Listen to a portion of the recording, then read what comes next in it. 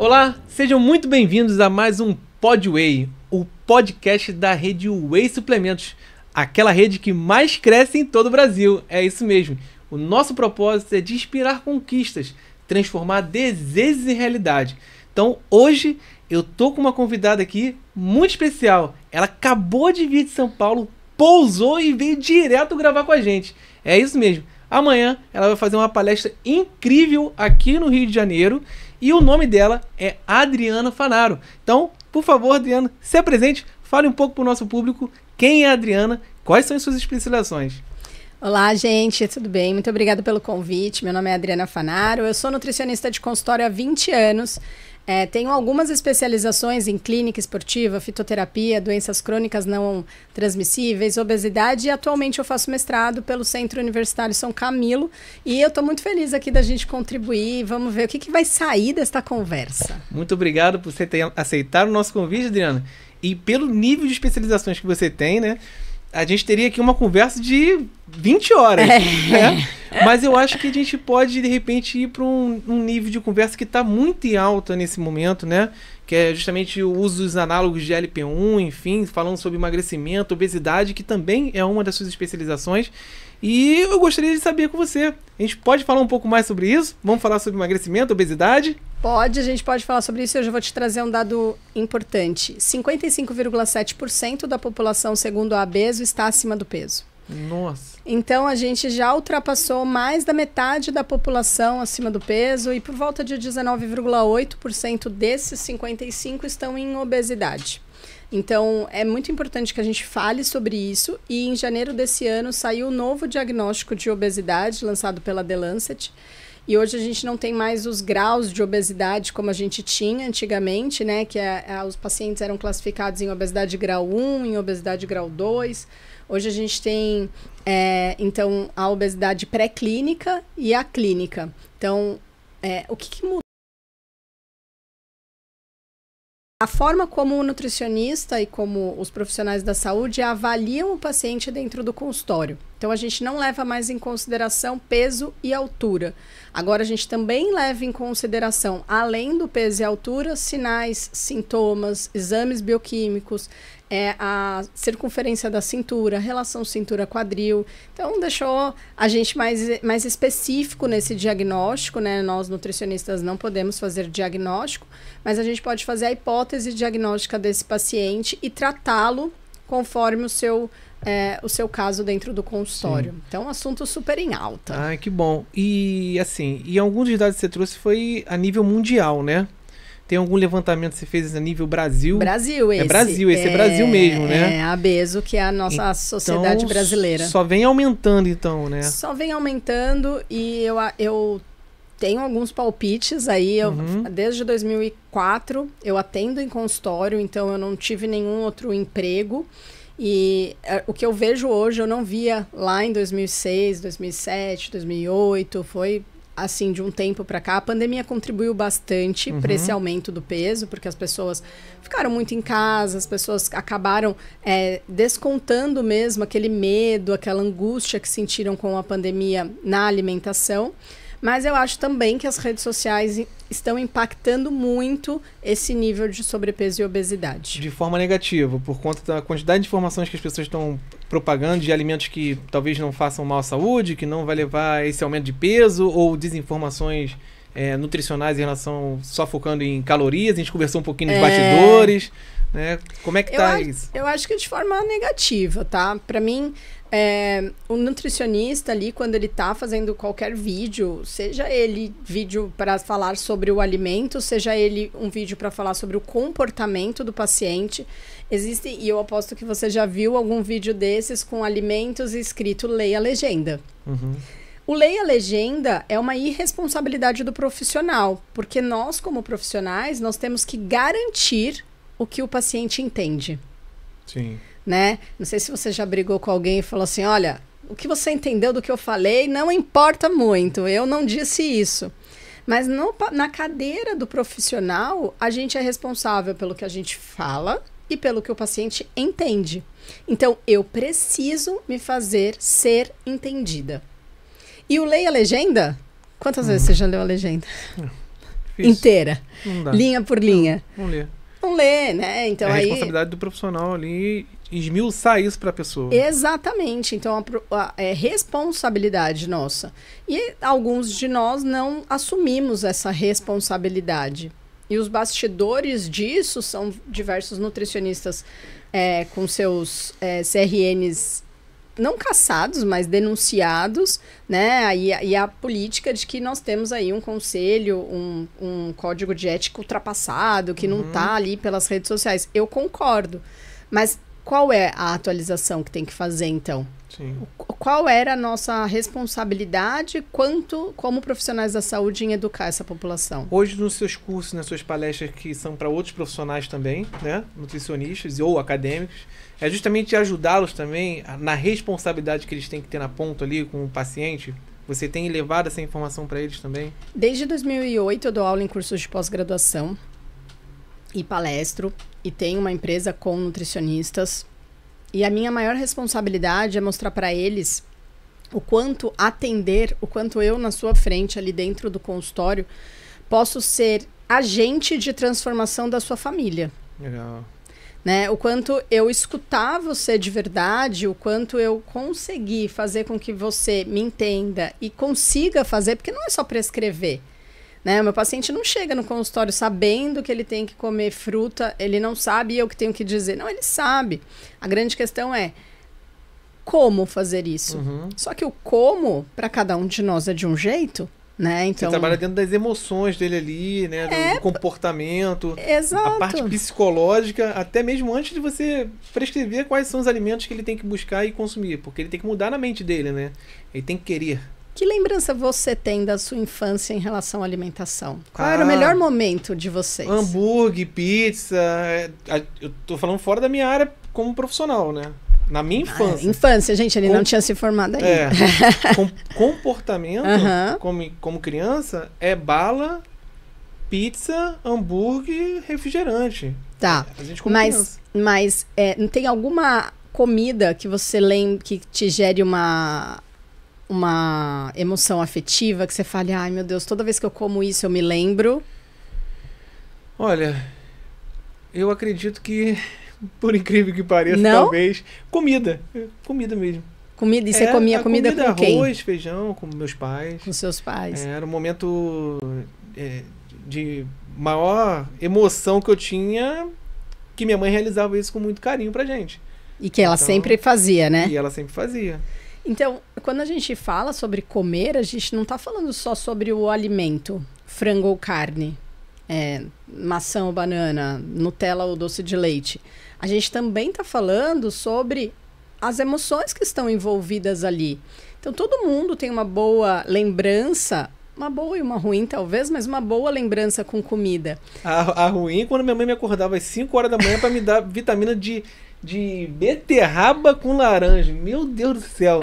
5 horas da manhã, acordava os 3 filhos. Toma, beterraba com laranja. Essa é a lembrança ruim. Exato. Mas olha que importante. Hoje, os adolescentes e os adultos saem de casa sem comer nada. Sim. Porque já acorda assim, já tem que sair. A gente saía sem comer nada? Não, saía nada. Não saía. A mãe chegava e falava assim, vai tomar. Você falou de suco de beterraba, eu me lembro que a minha mãe fazia leite e colocava própolis. Gente, só de lembrar do gosto do leite com própolis, eu falo assim, gente, eu lembro a minha mãe, vai tomar esse leite com própolis, melhora a saúde, melhora a imunidade. E aí, no fim das contas, eu tenho uma lembrança muito boa de jantar. Porque jantar na minha casa tinha que esperar o meu irmão, meu pai e minha mãe. Ninguém podia jantar assim, tô com fome agora. Tá com fome, o problema é seu. Sim. Todo mundo ter que jantar juntos. E final de novela, então, nossa, se a Odete Reutemann tivesse morrido perto, a gente tava todo mundo na sala, comendo. Hoje, eu amo jantar. Que legal. Jantar é um negócio na minha casa que a gente senta, eu ponho uma mesa, a gente conversa. E não importa, 10 e meia, 11. Meu marido falava, vou chegar às 11 e meia. 11 e meia, eu tô lá assim, ó, morrendo de fome. Mas estou esperando. Por quê? Porque esse é o momento que me traz uma boa lembrança. Que legal. E que todo mundo tem a sua. né? Só que o que tá acontecendo hoje? Hoje tá assim, ó, miojo. Eu acordo já na hora de sair, eu já me arrumo rápido, eu já não tenho tempo para comer, eu como na hora do meu trabalho ali na frente do computador, e aí é isso, e aí me dá algo que eu não preciso fazer nada. Então... Ficou em segundo plano, né, como prioridade. Pronto, é isso aí. Ficou em segundo plano. Ficou em segundo plano. A gente tem sempre alguma coisa mais importante para fazer do que cuidar fazer a nossa própria saúde. E da alimentação. Exato, exato. Entendi. E você veio para cá, para o Rio, vai palestrar no curso lá do Alfa Instituto, né? Uhum. Tenho certeza que vai ser um dia muito incrível, especial. E dentro desses desafios, doutora, que você tem falado aqui sobre essa conscientização, né? O que você pode trazer para a gente também de case de sucesso em relação à parte da obesidade? Né? Qual o compartilhamento você pode fazer de pacientes que talvez tenham chegado desacreditado, que poderiam ter algum tipo de mudança? Tem alguma coisa que a Adriana, na prática, fez com esse paciente? Trazer um exemplo para a gente, sabe? E que foi assim, algo muito extraordinário. Não em termos só de resultados físicos, mas em termos de resultados psicológicos, né? De como que essa pessoa ela se superou. Acredito que você tenha diversos, mas algum que você possa destacar. Eu tenho muitos de sucesso, insucesso, tem de tudo.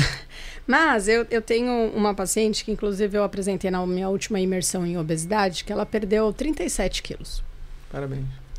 Mas ela desde 2023. E a média de peso foi de 1,2 kg por mês. Então, quando a gente fala sobre perder peso, o que eu mais vejo de sucesso é quando o profissional consegue levar esse paciente por mais tempo.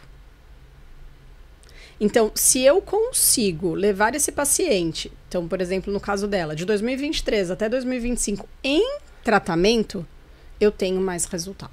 Legal. E aí vem a pergunta de ouro, né? Como fazer esse paciente, que aí hoje eu não sou tão jovem assim, mas hoje eles usam palavras como eu faço para o paciente engajar, como eu faço para o paciente continuar. E o que eu sempre falo é, faça ele conseguir. Vou explicar assim, se você oferece uma prescrição que o paciente não consegue, ele se frustra. Uhum. Ele se frustra no dia 1, no dia 2, no dia 3, no dia 4 ele desiste. Imagina que alguém te coloca um desafio na frente e você fala, cara, eu fui, mas não consegui. Cara, eu fui, mas não consegui. Eu fui, mas não consegui. O que eu vou fazer? Eu vou falar, não é pra mim. Não é pra mim.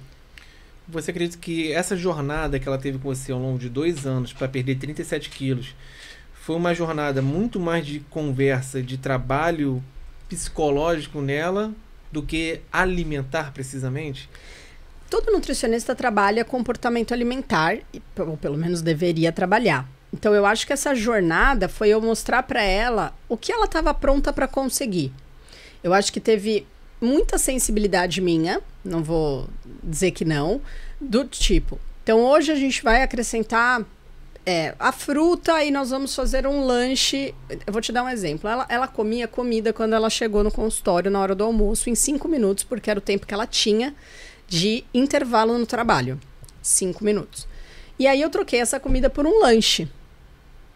E aí ela falou assim, mas eu falei, porque o lanche você come mais rápido que a comida. E a comida você engole. Então ela tinha sintomas de estufamento, ela ficava tarde passando mal, ela se sentia mal. E aí ela começou a comer o lanche. Ela falou, nossa, o lanche é muito gostoso, eu fico esperando chegar nessa hora. Porque eu faço um lanche de frango desfiado, eu faço um lanche de atum, eu faço um lanche... Tá bom. Depois que a gente fez o lanche, aí um dia eu falei pra ela assim, a gente conseguia colocar um legume nesse lanche? Um frango desfiado com cenoura, um frango desfiado com berinjela, enfim. Achou que sim. Mas por que ela falou que acha que sim? Porque ela já havia perdido um pouco de peso e o esforço valia a pena. Uhum. Por quê? A pessoa fala assim, não, vou ter que cozinhar berinjela, cenoura e tarará. E aí, eu nem tô perdendo peso mesmo. Isso não vai me adiantar de nada. Uhum. Aí, à tarde, no trabalho, era servido bolo, pão de queijo, enfim, né? Todos aqueles que a gente já sabe que acontece. Aí eu falei pra ela, se a gente já que você não tem tempo, você faz isso na frente do computador, né? Porque tá ali, na frente do computador. Você não pode parar de trabalhar. Ela trabalhava com telemarketing. A gente consegue levar um whey protein? Porque aí você leva, põe água e você toma.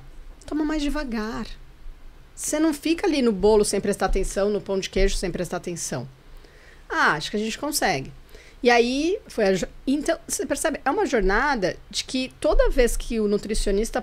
O que a gente precisa pensar como profissional? Se eu propor, ele vai conseguir?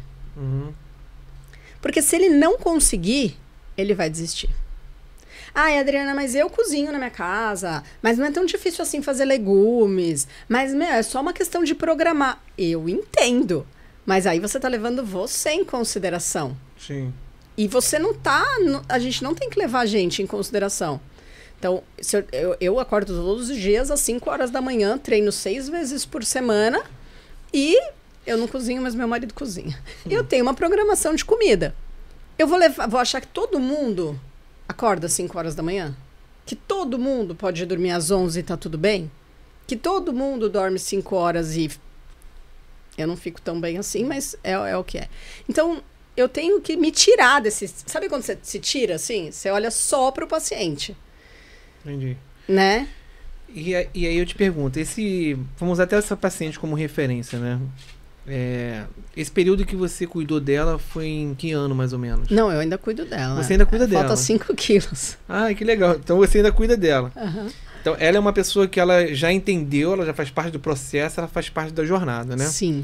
E hoje, né, a gente sabe bem que está sendo muito pulverizada e propagada, as canetas emagrecedoras, pessoas conseguindo, a grande verdade é essa, não só através de profissionais da saúde, mas conseguindo através de outros meios a utilização dessa caneta, justamente porque não querem mais tentar passar por esse processo, né, de conscientização, de se conhecer, de fazer as mudanças, como você mesmo vai direcionando ela pouco a pouco, sabendo a jornada dela do dia a dia. E aí que tá. As pessoas fisicamente que estão fazendo uso desses medicamentos para emagrecimento, enfim, das canetas, os termos que as pessoas utilizam, elas estão em termos físicos, estéticos e pesos, estão conseguindo obter seus resultados. Mas eu, por exemplo, acompanho algumas pessoas que, após o encerramento de uso, elas não mudaram aqui e voltaram a ganhar peso. Aí recorre novamente à caneta. Ou não recorre, porque existe um custo muito elevado sobre isso e está fazendo. Então, qual é o momento que nós estamos hoje? Onde entra a Adriana nesse momento de que essas pessoas, quando chegam e falam assim, caramba, eu engordei tudo de novo, né? Ou que você sabe que ela está no meio de um processo que não foi uma recomendação sua, ou não foi de um médico, mas está no meio do caminho. Eu sei que eu tinha que procurar uma profissional de nutrição porque eu já estou voltando a ter hábitos que eu tinha antes de usar as canetas. Enfim, como é que está todo esse cenário? O que você vê? Qual a importância e o papel do nutricionista também nesse momento atual? Primeira coisa que eu acho que nenhum nutricionista deveria ser contra a medicação anti-obesidade. Porque se a gente for olhar para a fisiologia da obesidade, a gente sabe que o paciente em obesidade, ele tem os seus hormônios, por exemplo, de leptina, grelina, peptídeo YY, o GLP-1, o GIP, totalmente desregulados. Ou seja, ele tem sim fome fora de hora. Ele tem sim, ele não se sente saciado. E assim, eu não sei, eu não passo por isso, mas eu consigo imaginar o quanto desesperador é você comer, não se sentir saciado e dali 1 hora você ter fome novamente. Porque o paciente, ele sabe que aquilo está prejudicando a saúde dele, mas ele não consegue. Então, não é força de vontade, não é falta de força de vontade, não é indisciplina. A verdade é que ele não consegue. Então, o medicamento, ele veio para ajudar o paciente a conseguir. E eu, no consultório, chamo de a melhor janela de oportunidade que você tem para mudar os seus hábitos. Legal. Porque é uma janela que a gente vai usar a medicação e que você vai ter os seus hormônios trabalhando de forma correta. Então, você tem a fome controlada, a saciedade controlada, você tem todos os hormônios, insulina, todo mundo trabalhando melhor, a seu favor, o que não estava acontecendo no outro cenário. E por isso, se você aproveitar essa janela de oportunidade para dizer, bem, tá bom, eu vou usar por X tempo e vou mudar os meus hábitos de verdade. E aos poucos, não de uma vez, porque ninguém vai mudar hábito de uma vez só. E eu tenho 2 tipos de pacientes no consultório. Os que fazem uso e decidiram, realmente, olha, eu vou fazer uso, vou fazer esse investimento, vou até o fim do tratamento, porque o tratamento é bem longo da medicação, porque ele sai do 0, cresce até o maior nível de dosagem, e depois ele vai caindo para o menor nível. Então, vou pegar um deles que é 3, 7, 14. Então, o médico vai fazer 3, 7, 14, 7 e 3 novamente. Então, ele tem uma curva tanto crescente quanto decrescente. Então, ele demora. E aí, esse paciente reservou-se financeiramente para fazer isso, né? Ele não tá lá brincando. Ele sabe quanto custa e fala, não, eu vou bancar até o fim do tratamento. E tem o outro que vai tomar só por diversão, de forma recreativa, e que aí no final de semana bebe, não tá nem aí, não, o tal do pé na jaca e tal, que é outros termos que a gente que ensinou os pacientes a usarem é péssimo, e no fim das contas, ele não tem nenhum resultado. Então, você imagina, você desembolsar R$1.000 por mês e ver a balança diminuir 1 quilo, aí você fala, o medicamento não faz nada. Não, ele realmente não faz nada. Ele só controla os seus níveis hormonais. Quem tem que fazer todo o resto é você mesmo. Então, eu acho uma baita janela de oportunidade para o paciente. Uma baita. E dentro do consultório, como nutricionista, nós temos algumas frentes que a gente precisa se preocupar. A frente da microbiota intestinal. Grande parte desses pacientes vem com uma constipação importante, né? Então, eles ficam constipados, o que é muito ruim. E nem tô falando muito ruim para ele de sensação. É muito ruim fisiologicamente dizendo. A microbiota fica completamente irregular. Então, a gente precisa, por exemplo, uma das indicações é o uso da glutamina. Então, você oferece a glutamina para esse paciente a fim de ajudar essa microbiota intestinal a melhorar fibras, probióticos, prebióticos. E a ingesta de líquido, né? Que eu acho que também é uma grande questão hoje, né? Hoje a indústria ela está se movimentando muito para criar justamente o protocolo, né? Exato. Do antes, durante, depois do suplementação suporte. A própria marca Vitafor, por exemplo, já criou GLP-1 suporte. Né? E assim as outras marcas já vão se movimentando com os produtos que eles já possuem, mas de forma específica cada um deles, como glutamina, fibra, enfim, aminoácidos também, porque o próprio GLP-1 suporte, que é da Vitafor, tem os complementos dos micronutrientes, enfim, que são essas deficiências que a galera vai ter ao longo dessa jornada. Então aí a gente tem essa frente da microbiota, tem a frente dos micronutrientes, porque qualquer restrição com medicamento ou sem medicamento é passível de causar uma deficiência de micronutrientes, porque a gente não está consumindo calorias na quantidade necessária. Emagrecimento, ainda, o padrão ouro para alguém emagrecer é o déficit calórico. A pessoa precisa gastar mais e comer menos.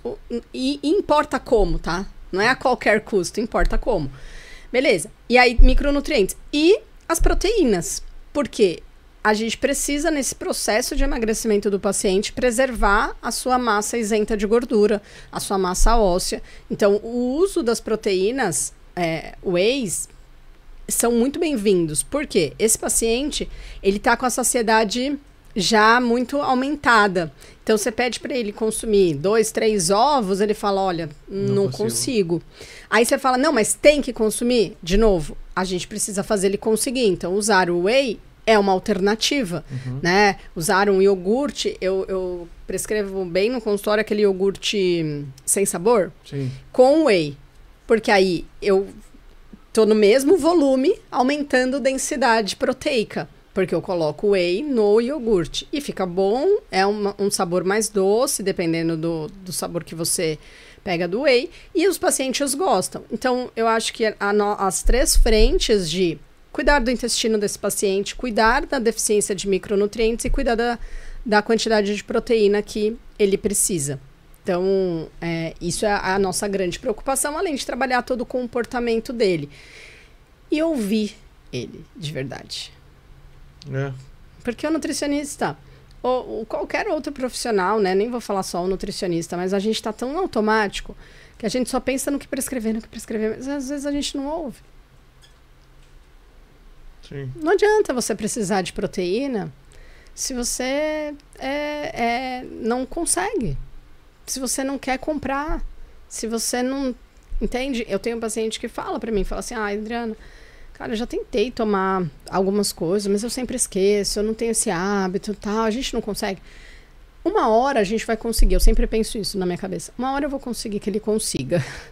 Mas nesse momento, se eu prescrever e ele se frustrar, ele desiste. Legal você trazer esse ponto. Aí eu vou te fazer uma pergunta curiosa. Suponhamos que você consegue lidar bem com esse paciente, você está falando sobre a introdução pouco a pouco ali, de forma estratégica, conhecer ele, ouvir ele e tudo mais. E aí você pega um paciente você tem um desafio muito grande, que ele tem um hábito alimentar completamente fora do normal. Seja café da manhã, almoço, lanche da tarde, o cara não faz nada que é relacionado a qualquer tipo de alimento que seja natural. O cara nem almoça, ele come salgado. De manhã ele come biscoito, creme crack, sei lá, com margarina e café. À tarde ele come um salgado na rua também. E à noite, muito menos, ele come um lanche. Tem certeza que você já pegou esse tipo de pessoa? Sim, não só uma. Né?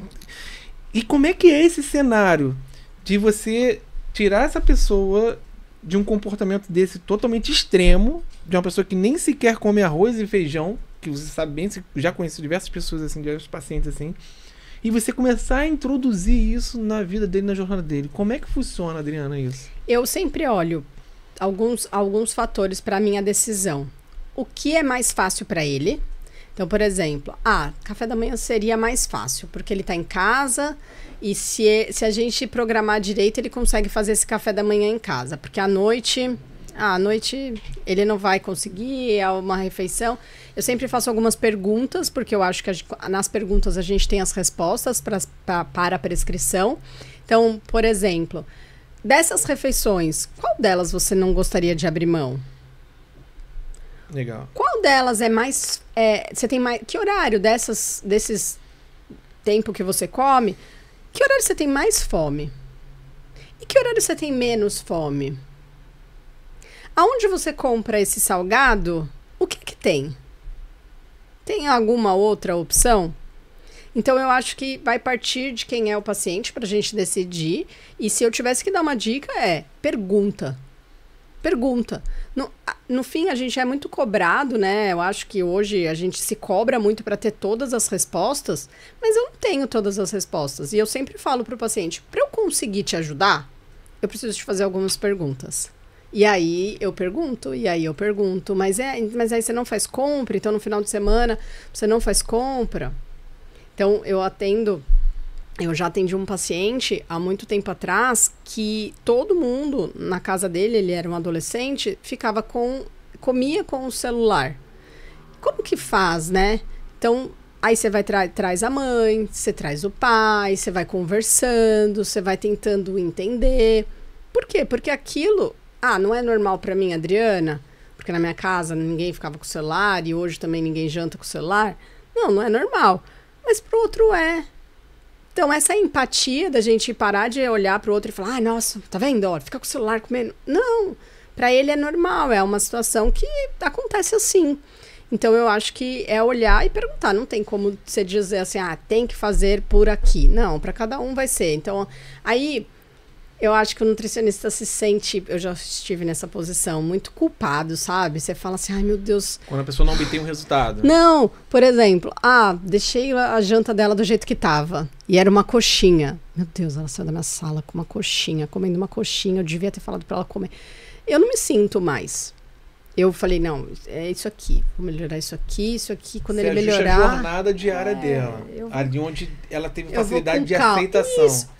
E aceitação e conseguir. Sim. A gente tá indo muito por esse papo do consultório, doutora, com você, porque a Stephanie, que vai estar junto com você amanhã, me trouxe exatamente que essa é uma especialização muito incrível sua, da sua parte, da habilidade sua no consultório direto com o paciente, né? Uhum. E esse é um pouco da sua jornada profissional que você inspira outros nutricionistas a ter essa prática clínica. Você acabou de falar sobre uma situação que algumas podem se frustrar, né? E você não se frustra hoje, você consegue conduzir, né, essa jornada diária desse paciente, ajustando em outros momentos e outros horários. E aí eu vou até aproveitar e trazer mais cenários a nível de curiosidade mesmo, no âmbito geral do profissional de saúde, como que você lida com situações como essa. A gente trouxe um cenário quando um paciente ele tem como iniciativa procurar a Adriana para querer ajustar e mudar os hábitos alimentares. Aí você falou de um jovem, né? E quando o cenário é diferente, essa pessoa ela exatamente não foi ela que quis e que ela foi conduzida pelo pai, por exemplo, ou pela mãe, ali um jovem de 16, 17 anos com hábitos alimentares completamente ruins, mas que não, a família dentro de casa não consegue fazer essa mudança e precisa de um profissional de saúde para poder ajudá-lo. Como é que é isso, esse desafio com um jovem que, mas eu gosto de tomar Nescau à noite com biscoito recheado. E eu não consigo ficar sem comer. Como é que faz? Eu acho que a jornada sempre de trabalhar com quem tá na situação da dor é sempre uma jornada de que ele que até queria mudar, mas não tem energia para isso, ou não é prioridade na vida dele agora, principalmente quando a gente tá falando das pessoas mais jovens, né? Então, o cenário que eu sempre olho no consultório é o motivo que esses pais trouxeram esse adolescente ou que esses pais trouxeram essa criança. Eles querem que ele mude sem se comprometer? Eu sempre atendo os pais sozinhos também. Então, eu trago esses pais, tudo bem, eu vou atender o seu filho, mas antes de atender ele, eu quero conversar só com vocês sem ele. Por quê? Porque, de repente, eu nem preciso passar essa criança e esse adolescente em um nutricionista. Se eu melhorar o que eu compro... Então, a gente tem no consultório e na nutrição uma divisão de responsabilidade. O que comprar, o que eu vou ter na mesa... é de responsabilidade dos pais. Quanto o jovem vai comer, a criança, é de responsabilidade da criança. Ela decide quanto. Ela decide se é uma colher de couve, 2. Ou se são 2 pacotes de biscoito que vai estar lá no armário disponível para ele. Exato. Só que quem comprou?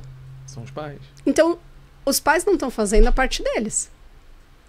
Entende? Então, o que eu converso com os pais existe essa divisão de responsabilidade. O que comprar é de sua responsabilidade. Vamos decidir o que comprar? Perfeito. Porque a gente eu não sei você, né? Eu falo, a gente, que eu tô ótima, já tô íntima. Já traz uma mudança absurda. Né? Absurda. Porque eu sou de uma época onde refrigerante na minha casa só tinha de final de semana. Minha mãe levava um refrigerante e dizia, é pra tomar e quando acabar, acabou.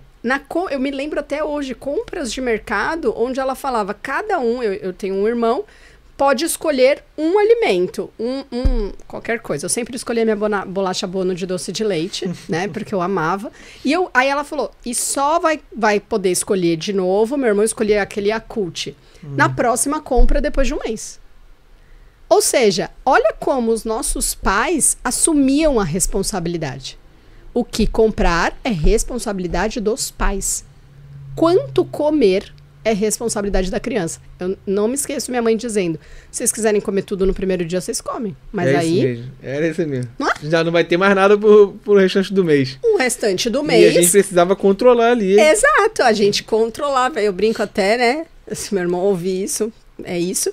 Que ele era muito guloso. Às vezes ele tomava uns, sei lá quantos Yakults lá que vinha no pacote, numa semana. Vai ficar 20 dias sem. Eu ficava com a minha bolacha lá, comia 2, dali uma semana comia mais 2, e eu ficava quase o mês inteiro com a bolacha. E aí era uma briga, porque eu falava, não vai pegar minha bolacha, não vai pegar minha bolacha. Então, no fim, eu acho, sabe, que hoje os pais não estão assumindo as suas responsabilidades. Então, eu sempre falo no consultório, trago esses pais e digo pra eles, se a gente mudar o que vocês compram, você acha mesmo que ele precisa passar com um nutricionista? Yeah. Porque a gente tá falando de obesidade, mas esse desejo de emagrecer pode levar esse jovem a ganhar peso, se for feito de forma inadequada, mas também pode levar esse jovem a ter um transtorno alimentar. Então, às vezes, esse jovem, essa criança, não precisa de uma prescrição dietética. Ele precisa de pais que se responsabilizem pela educação nutricional deles. Então, às vezes, eduque os pais, né? Essa é a orientação. Bacana. Eu trouxe esse cenário aqui como se fosse o cenário, na minha cabeça, o mais desafiador para o nutricionista, né? Que é uma pessoa que não vai por conta própria, né? E que foi conduzido pelos pais ali, que é o pai que precisa. Mas esse seria o cenário mais desafiador para o nutricionista? Tem idade, tem sexo, quem é mais fácil de você conduzir, se é o homem, se é a mulher, enfim. Tem um cenário de maior dificuldade que você poderia trazer pra gente? Maior dificuldade e o outro que tem a maior facilidade hoje? A maior facilidade são com certeza os homens. Quando o homem decide que ele vai fazer... Jura? Eu ainda vou abrir uma clínica de homens, gente. Eu só vou ter sucesso na vida, não é? Porque o homem também não tem nenhuma alteração hormonal perturbando a vida dele, entendeu? Eu vi um meme outro dia que era falando pros maridos, né? Não dá pra você encontrar uma mulher bonita, trabalhadora, parceira, gente boa e com paciência. É muito para nós mulheres, né? Mas, então, eu acho que o cenário mais facilitador são os homens, porque quando eles falam, não, eu vou fazer, eles vão fazer. E para mim, o cenário mais dificultoso, quando eu falo sobre pessoas, é quando ele convive em um ambiente desfavorável. Porque a gente sabe que dos fatores que leva o paciente a ganhar peso é o ambiente. Perfeito. Então, eu tenho um desafio muito grande quando eu tenho uma mulher, ou seja o que for, ela quer emagrecer, ela não está se sentindo bem, ela tem ali toda uma angústia, uma dor disso, do emagrecimento. Mas o marido quer pedir um iFood, Exato. quer pedir uma pizza, um hambúrguer. Ela chega em casa e ele tá lá com a esfirra, né? Ele tá lá, vamos pedir uma pizza hoje? Ah, você não vai tomar uma cerveja comigo? Ah, você não vai tomar um vinho? Ah, você não vai me acompanhar? E aí é muito difícil, e eu sempre falo para os meus... esse é um grande trabalho, de talvez conversar com o seu parceiro, conversar com a sua mãe. Mães também atrapalham bem. Mães, conversar com as pessoas. Olha, assim, eu gostaria de encarar esse processo. Eu estou fazendo um investimento, não só financeiro, mas um investimento emocional, e eu vou pedir a sua ajuda. Maravilha. Porque quando a gente fica tentando numa queda de braço ali, né? Ai, não, eu não vou comer, você sabe que eu tô de dieta. E aí vira uma briga aquilo, né? Quando a gente senta também para falar com as pessoas com quem a gente ama ou com quem a gente convive e fala assim, olha, tá acontecendo isso. Eu me senti tô me sentindo mal. Eu não quero mais, eu tô disposta a mudar. Você me ajuda? Legal. Porque não basta só se blindar, né? Exato! Não vou comer e tal. Porque realmente precisa da ajuda de quem você ama, da pessoa que te ama, e você compartilhar isso com ela. Achei interessante isso. Exato, porque no fim é aquela história, né? Se eu falo que eu não vou comer porque eu não quero e eu tô de dieta, não, pra quê? Come só hoje. Come só esse pedaço. E às vezes você quer conseguir não comer, você nem tá com vontade de comer. Agora, se as pessoas falam, se eu falar pra você assim, você me oferece um doce, eu falo, não, obrigado. Não, mas por quê? Tá tão gostoso. Mas não. E se eu falar pra você, olha, não, eu não posso, eu sou diabética, você vai falar, então não come. O segredo é contar mentira por aí, né? Então, por quê? Eu não posso, porque eu sou diabética. Eu tenho hipertensão, não posso. Por quê? Por que a gente tem que mentir pras pessoas que a gente convive e ama? Sim. Entende? Porque não é isso. Imagina, se eu falar pra você, eu sou diabética, você vai falar, não come, hein? Porque você não quer o mal do outro. É lógico. Mas ninguém vai ficar... Eu não preciso esperar chegar nesse cenário. Eu posso chegar pra pessoa que eu amo e falar assim, você me ajuda? E mulheres que estão me ouvindo, pedir pro homem, no olho dele, falar, você me ajuda? Nossa, Deus, ele é... Tudo que o homem quer ajudar uma mulher, gente. Funciona. Não funciona? Vai funcionar. Porque assim, eles adoram nossa, eu vou te ajudar. Uma vez eu fui pra Campinas também dar um curso de carro. E meu marido, você vai de carro? Dirigindo? Eu falei, oh meu Deus do céu. Claro, meu querido, eu dirijo, eu vou de carro. Sabe assim, como se fosse um negócio, meu Deus, mas sozinha de carro. Eu cheguei aqui e ele fez, você comeu? Eu fiz, não. Aí ele... Porque eles querem proteger. Então, assim, no fundo... E o contrário também serve, né? Quando o homem pede a nossa ajuda em relação a cuidar, em relação a fazer, a comprar, a disponibilizar, a gente também se sente nesse... Mesmo que eu não sou mãe para saber, mas eu acho que toda mulher tem o seu instinto maternal de cuidar, Mas a gente precisa conversar com as pessoas com quem a gente está em casa. Então, assim, desde sempre na minha casa é conversado. Você pode comer o que você quiser. Eu não preciso te acompanhar. Eu posso sentar na mesa com você, conversar e não comer se eu não quiser. Sim.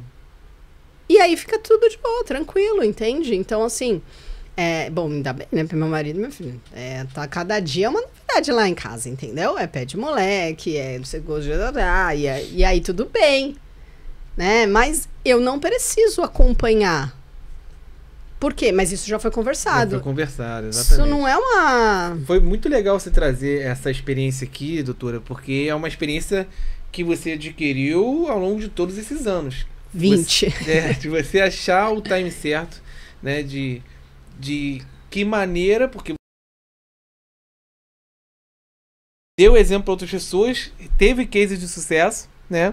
E tem muitos nutricionistas aí que de repente pode pegar um corte maneiro da doutora falando sobre isso, né? Que vão enxergar isso com grande valor para elas colocarem na prática clínica delas. Caramba, pior que eu sempre queria uma abordagem assim, não, fala com ele que você não vai comer, né? Não, faz do seu jeito. E aí ela vai naquele sentido, não, vai ser assim, e ela não consegue. Aí daqui a pouco ela tá escondendo a nutricionista porque ela ficou com vergonha e ela teve que ceder ao parceiro. Exato, mas por quê? Mas o ideal era conversar com o parceiro, né? De administrar tudo isso, o respeito ali, e vira naquele cuidado próprio. Sabe? Para nós mulheres, a gente não foi feita pro confronto todo dia. Então estressa muito a gente essa energia de ter que brigar o tempo todo, né? Então, imagina, se todo dia eu chegar na minha casa e eu tiver que falar não, se todo dia eu chegar na minha casa e eu tiver que falar, porque é isso, né? Eu brinco às vezes. A gente tá lá, meu marido fala assim, quer coxinha? Eu faço, não, obrigado. E ele não me oferece a segunda vez. Mas se ele ficar assim, ó, mas você não quer? Não, mas é coxinha. Não, mas é gostoso. Cara, querer eu quero, mas eu não vou comer independente, porque eu não tô com vontade, porque não é isso que eu quero agora, porque diante do meu plano não era esse o propósito, porque eu vou comer a minha comida. Só que se eu ficar, não, uma hora você fala, ai, tá bom, vai, deixa eu comer. Que o melhor exemplo é quando a gente tá assistindo Copa do Mundo, que eu amo. Não sei você, mas eu amo. Aí você tá lá, assistindo o jogo do Brasil. Aí alguém abre o Doritos do lado. Você não levantou pra pegar. Você nem tinha pensado no Doritos. Mas, de repente, você tá assim. No instinto. Entende? Sim. Então, assim, não dá pra... No jogo do Brasil é permitido. Todo mundo devia comer Doritos, entendeu? Porque vale um gol. Mas eu tô dizendo no dia a dia, né? Você imagina, todo dia você tá ali e aí a pessoa que tá com você tá meio que te boicotando. E aí daqui a pouco tá com briga em casamento. Aí a mulher tá se sentindo mal, tá ganhando peso. O parceiro já não tem mais o tesão por ela. Aí a relação deles esfria. Você entende que é cíclico? Sim, sim. Então, de repente, conversar com as pessoas. E eu tenho gente... a gente deu exemplo de casa, mas eu tenho exemplos de que eu já tive essa conversa com pacientes que trabalhavam em ambientes de escritório. Né? Todo mundo parava ali, gente, vamos almoçar de sexta-feira é dia do hambúrguer, segunda é dia da feijoada, né? Cada dia tem uma coisa lá em São Paulo. E será que eu não posso conversar com as pessoas? Gente, tudo bem, mas eu não vou mais participar do almoço, porque eu estou em outro plano agora. Mas saibam que não é nada contra vocês. É a favor de mim. Perfeito. E que eu vou ficar bem com isso, né? Então aí eu acho que super funciona, porque as pessoas entendem. Cara, qualquer pessoa que você fala, me ajuda. A pessoa fala, sim, te ajudo. Porque aí quando você emagrecer, ela vai falar, eu te ajudei. Te ajudei. Entendeu? Doutor, e o que você poderia compartilhar com a gente, né? Como destaque da Adriana, que considera ali, dentro da sua... Você trouxe vários exemplos aqui, vários cases ali. Mas a gente está fazendo aqui uma conversa, um podcast, que até com o intuito de verdade de até ajudar outros profissionais. A gente conversa com muitos profissionais, com inúmeros desafios, novos formandos, enfim. Galera que está começando agora. O que você pode compartilhar como uma habilidade, uma ou duas ou três, específica da Adriana, que tem esse seu sucesso aí, né, na sua prática clínica, e um erro que você sabe que todo nutricionista comete, que não deveria cometer? Um erro que todo nutricionista comete é acreditar que todo paciente é igual. Então, por exemplo, quando eu me formei, eu fazia lá as prescrições de dietética quase iguais. Calorias, carboidratos, porque aquilo era o perfeito. E de fato era, tá? Se o paciente fizesse, daria certo. Eu demorei muito para melhorar a minha alta habilidade, uma habilidade que eu tenho que hoje é muito alta, que é a flexibilidade. E a paciência. Porque dentro do consultório, e aqui abertamente, muitas das vezes a gente cansa de falar a mesma coisa. Então, essa semana eu atendi das 11 da manhã às 11 da noite. 11, meio-dia, 1, 2, até às 11 da noite. O meu último paciente foi às 10 da noite. Eu acho que eu falei a mesma coisa quase na maior parte das consultas. Explicando a maior parte. Então, eu acho que uma coisa que eu faço hoje é respirar e entender que o próximo paciente não ouviu a consulta anterior. Eu tenho que falar do mesmo jeito. E eu sou uma pessoa muito prática. Então, assim, qualquer coisa que você falar pra mim, eu já... Ah, tá bom, vamos fazer. Tá bom, beleza, acabou. E pra mim já tá certo, assim. Né? Eu vim dar esse curso, eu não fiquei 5 anos conversando. Tá bom, faz aí, vamos lá. E eu acho que isso no consultório foi muito ruim pra mim no começo. Porque tem paciente que gosta de escutar mais. Então, ele saía do consultório e aí saía, meu celular enchia de mensagem com um monte. Mas isso aqui. Eu falei, caramba, eu devia ter falado, eu devia ter explicado. Então, aí eu tive que desenvolver uma habilidade que é explicar mais, sem a linguagem formal, né? Explicar como ele entendesse. E cada um de nós entende de um jeito. Então, tem pacientes que gostam que você explique, que você grife, que você conte o porquê. Então, tem paciente que gosta que você conte o porquê. Olha, eu queria que você comesse essa castanha porque eu pensei nisso aqui. E aí faz sentido na cabeça dele e fala, então vou comer a castanha. A arte de se comunicar, né? De passar uma mensagem e que a pessoa consiga fixar aquilo ali. E eu passo com um nutricionista, né? Eu sou atleta e aí tem um nutricionista que cuida de mim. Eu nem quero saber por quê. Só me passa aí o que tem que fazer, que eu vou fazer. Mas essa sou eu. Então eu não posso achar que todo meu paciente é assim. Então tem pacientes que são assim, tem pacientes que gostam de você explicar por quê, da onde veio, por que você pensou nisso. Então, tem todos os formatos. Então, acho que essa é uma habilidade que, se você não tem desenvolvida, você vai precisar desenvolver, que é a flexibilidade e você conseguir falar. Existe uma teoria que a gente também aprendeu e que hoje não funciona. Quer dizer, hoje não, acho que nunca funcionou, que é trate o outro como você gostaria de ser tratado. Já ouviu essa frase? Já. Muitas vezes. Mas a verdade é que você deveria tratar o outro como o outro gostaria de ser tratado. Não como você. Não o outro. Então, o que eu uso e que eu diria, esse é um grande ensinamento que eu aprendi atendendo. Atender salvou minha vida. Eu era uma não ia dar, entendeu? Meu nível de paciência era -5. Hoje ele pode ser -2, mas ele era -5. Então, hoje eu era grossa, era sem paciência. E atender me transformou, assim. E aí eu aprendi isso, que eu devia tratar o outro como ele gostaria de ser tratado. Então eu tenho pacientes que me dão só a mão, tem pacientes que abraçam, tem pacientes que beijam, tem pacientes que mandam figurinha, e aí eu mando outra, tem pacientes que só respondem ok, tem pacientes que me chamam de Dri, tem pacientes que me chamam de Adriana. Então o cara me chama de Adriana, Carolina é o nome dela. Boa tarde, Adriana. Quando ela chegar no consultório, ela fala, oi, Cá! Não. Oi, Carolina. Entende? Sim. Então, eu acho que é isso. Eu acho que uma grande habilidade que eu tenho é tratar o outro como ele gostaria de ser tratado. Muito legal. E uma coisa linkou a outra, né? Você falou o grande erro que os nutricionistas cometem e você trouxe uma grande habilidade. Que é a gente engessar muitas coisas, né? Então, no fim das contas... E engessar e julgar, né? É a história dos medicamentos anti-obesidade, que eu vejo de profissional julgando porque esse paciente não tem disciplina, porque esse paciente não sei o que... Não, às vezes não é isso. E para, e mesmo se for, e daí? Sim. E daí que alguém não tem força de vontade? Sim.